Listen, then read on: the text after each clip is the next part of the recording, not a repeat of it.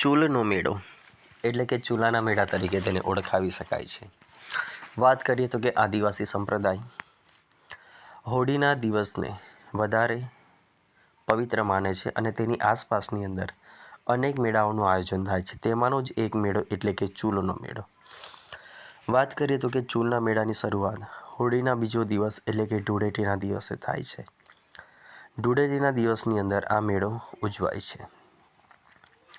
ગુજરાતની અંદર ગરબાડા તાલુકાના ગાંગરડી અને ઝાલોદ તાલુકાના રણિયાર ગામે, ગુજરાતના પંચમહાલ, ભરૂચ, વડોદરા જિલ્લાના આદિવાસી લોકો ધૂળેટીના દિવસે ચૂલના મેળા તરીકે ઉજવે છે અને આ મેળો મોટાભાગે માર્ચ મહિનાની અંદર ભરાય છે. ચૂલના મેળાની વાત કરીએ તો કે બપોર સુધી ઘણા બધા લોકો એટલે કે આદિવાસી સમુદાયના લોકો એકઠા થાય છે. ત્યારબાદ આ મેળાની શરૂઆત થાય છે અને આ ચૂલના મેળાની વિશેષતા એ છે કે અહીં 1 ફૂટ પહોળા અને 5 થી 6 ફૂટ લંબાઈનો ખાડો ખોદવામાં આવે છે અને આ જ ખાડાની અંદર બાવળના લાકડા તેમજ કોલસો સળગાવવામાં આવે છે અને અંગારા પાડવામાં આવે છે.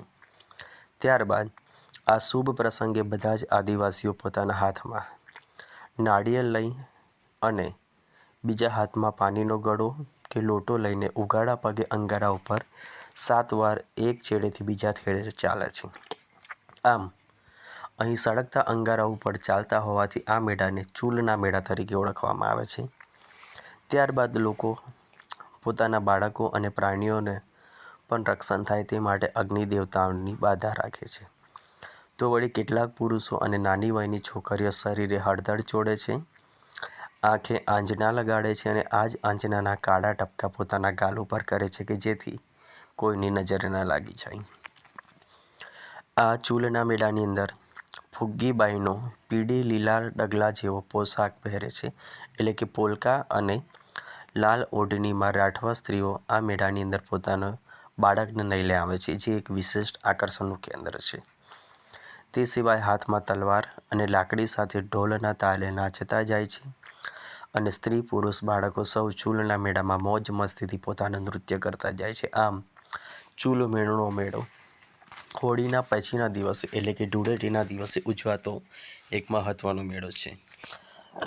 આમ પરંપરાગત રીતે ઉજવાતો આ મેળાની અંદર વિશેષતા એ છે કે લોકો અંગારા ઉપરથી પસાર થાય છે અને પોતે છતાં પણ અંગારા ઉપરથી પસાર થાય છે છતાં પણ તેઓના પગ દાઝતા નથી, જેઓ અટૂટ અગ્નિદેવતામાં શ્રદ્ધા ધરાવે છે. આમ ચૂલના મેળો ઉજવાય છે. જો તમને અમારી માહિતી સારી લાગી હોય તો અમારી યુટ્યુબ ચેનલ ગુજરાતના વૈભવને લાઈક કરો, શેર કરો અને સબસ્ક્રાઈબ કરો તેમજ બેલ આઇકોન દબાવવાનું ન ભૂલતા. જય માતાજી.